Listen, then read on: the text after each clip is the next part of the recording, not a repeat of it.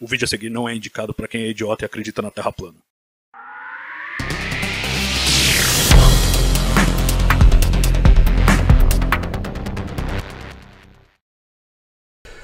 Um grupo de astrônomos analisou mapas tridimensionais com as formas e tamanhos de nuvens de gás na Via Láctea e encontraram um peculiar vazio, como se fosse uma cavidade gigante no meio do espaço. O vazio em formato esférico ocupa cerca de 500 anos-luz e é localizado no céu entre as constelações de Perseu e Touro. A equipe responsável, liderada por Shmuel Bialy, do Centro para Astrofísica Harvard-Smithsonian, nos Estados Unidos, acredita que o vazio tem a ver com a detonação de uma ou mais supernovas. A ideia é que ou uma única enorme explosão ou várias explosões seguidas ao longo de milhões de anos tenham gerado uma bolha. Na superfície dessa bolha, estrelas estão se formando em várias nuvens de gás, provavelmente induzidas por esses eventos explosivos. Isso mostraria que as nuvens moleculares de Perseu e Touro, até então vistas como estruturas independentes, na verdade se formaram juntas, da mesma onda de choque de supernova. Na prática, o trabalho sugere que a morte de uma estrela como uma supernova inicia uma cadeia de eventos que induzam ao nascimento de novas estrelas. Esse resultado, publicado no Astrophysical Journal Letters, é baseado em dados colhidos pelo satélite Gaia da ESA e convertido em mapas 3D que representam a primeira visualização tridimensional dessas estruturas. Cássio, tem um lado poético esse estudo, eu acho muito bonito essa história da morte das estrelas propagar e fazer a produção de novas estrelas. Ao mesmo tempo, é uma bolha de tamanho considerável. Sabe o que me lembrou? Eu sei que você reviu Star Trek Voyager recentemente, me lembrou aquele episódio Night, em que eles têm que atravessar um enorme vazio também, um lugar onde não tinha estrela, não tinha nada, e me parece um pouco isso. Quando eu li, eu falei, nossa, é o bagulho lá que a gente viu no episódio. Agora, tem esse charme, no meio deve ter ali um remanescente de supernova, ou vários, e essa bolha. Você acha que essa explicação parou em pé? E você acha que esse é um mecanismo prevalente ou é apenas um dos mecanismos pelos quais a gente vê intensa formação estelar?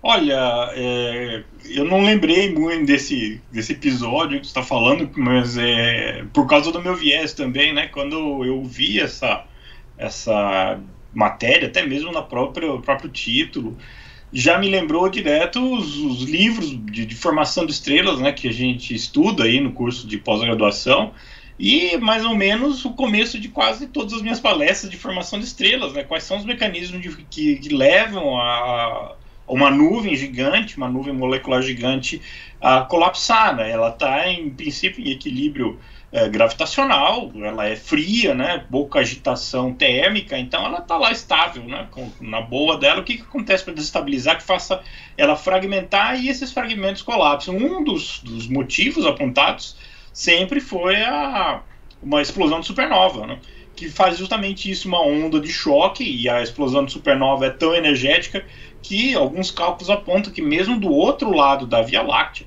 essa explosão poderia gerar uma onda de choque que desestabilizaria nuvens moleculares do lado de cá da Via Láctea. Então, isso vai bem ao encontro dessas teorias, né? E agora, se confirmar essa história, porque precisa achar aí um remanescente, precisa achar a estrela de nêutrons, alguma coisa nesse sentido, que não é muito fácil. Você tem aí essa bolha, né? Causa uma bolha que na borda dela, né, que é uma onda de choque aproximadamente esférica de expansão, comprime o gás interestelar, e chegando numa região onde você tem um pouco mais, quando acha numa nuvem molecular dessas, acontece isso, desestabiliza, né? Ela vai passando, desestabiliza gravitacionalmente, há um processo de fragmentação antes de mais nada, né? E aí cada fragmento acaba colapsando para formar a estrela.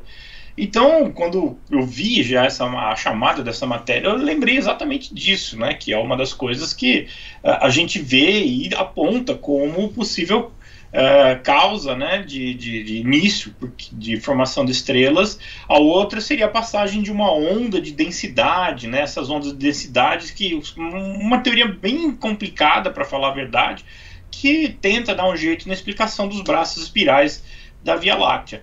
Agora, o que nós estamos vendo, né, nessa semana, umas 2 ou 3 semanas atrás, é uma chuva de trabalhos sendo publicados sobre estrutura da Via Láctea. A gente debateu aqui outro dia, né, que a gente está acostumado a ver 4 braços espirais, todos definidos, um que é um pouquinho mais largo, outro que é não sei o quê, e já em volta do sistema solar tem um vazio, né, um buraco que eles chamam de... e aí as coisas parecem meio espalhadas fora, que chama de spur, né, do spur de Órion, o esporão de Órion, como a gente conhece. Aí o trabalho lá daquele pessoal do Alberto Crono Martins mostrando que um dos braços parece estar fragmentado. Eles quebraram um dos braços que tem também um espaço vazio. E os resultados desse trabalho estão mostrando que os braços da Via Láctea já não são assim tão bem definidos. Eles parecem que estão lá, mas você não consegue colocar como naqueles desenhos que você vê a trilha de estrelas, né, das regiões de formação, de poeira. É bem mais difuso, então parece que tem uma coisa assim mais densa, que você pega um trilho, né, que dá para dizer que é um braço, mas ele é tão largo, tão espalhado, tão difuso, que chega a alguns trechos e se confunde. Moral da história, deve ser uma espiral, mas não deve ser aquela espiral, como a gente falava, Grand Design, né, que é o modelo, o arquétipo, não é mesmo.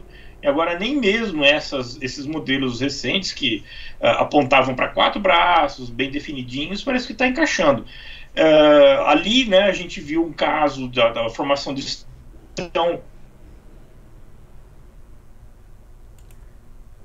Deu uma travada. Vamos ver se ele volta daqui a pouco. Aí, voltou. Braços espirais? Pois a coisa está complicada aqui. Então, dentro desse cenário que eu estava falando das ondas de densidades, com o mecanismo de formação de estrelas, eu acredito que acaba favorecendo as explosões de supernova, por mais raras que sejam, né, uma por ano, mas a intensidade é tão grande e o alcance é tão grande que vai acabar sendo apontado em algum momento como um mecanismo prevalente na formação das estrelas. Acreditava-se que era o contrário, essas ondas de densidade passando vagarosamente, mas produzindo isso. Se não consegue produzir nenhuma sequência que mostre os braços espirais, né, então não deve ser o mecanismo mais intenso, né, mais atuante nesse processo todo. Agora, essa explosão de trabalhos de estrutura da Via Láctea que você se referiu, é um subproduto? Você acha que tem relação direta com esse fenômeno? Gaia está entregando tudo aquilo que era prometido, né? Falava-se que ia ser um satélite que ia revolucionar a astronomia, e a gente está vendo que esses estudos todos, se não é a base, os dados do Gaia entram como um complemento essencial para esses estudos. É por aí? É o Gaia, e a gente deve ver muito mais vindo aí por conta disso? Sim. Inclusive tem um cara que eu não sei de onde ele né, mas certamente ele deve ser bem entendido aí nesse assunto. Ele está fazendo isso, ele está no Twitter, né?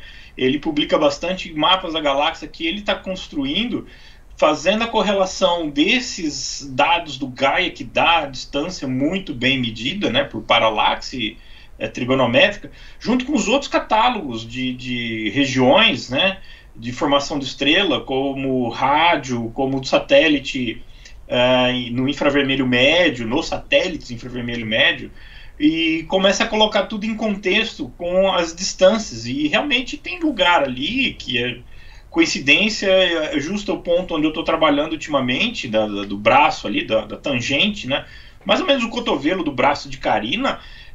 As coisas ali são...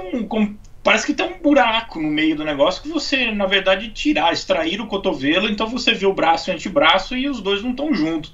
Realmente, agora que esses dados, né, vem aí o catálogo, o terceiro catálogo, e alguém, né, tá com esse trabalheira todo de pegar bilhões de medidas e analisando e correlacionando com outros milhões de medidas já disponíveis, a coisa vai realmente mudar de figura e a gente vai ter uma outra visão da nossa Via Láctea, né? O que lembra lá que os trabalhos no comecinho com o Daminelli, que ele apresentava lá que não se sabia nada da Via Láctea e a gente fazia piada na plateia dizendo que ia se chegar à conclusão que a gente morava, na verdade, numa galáxia elíptica, né? Que não tem estrela se formando, não tem braço espiral, é só uma bola de estrela velha.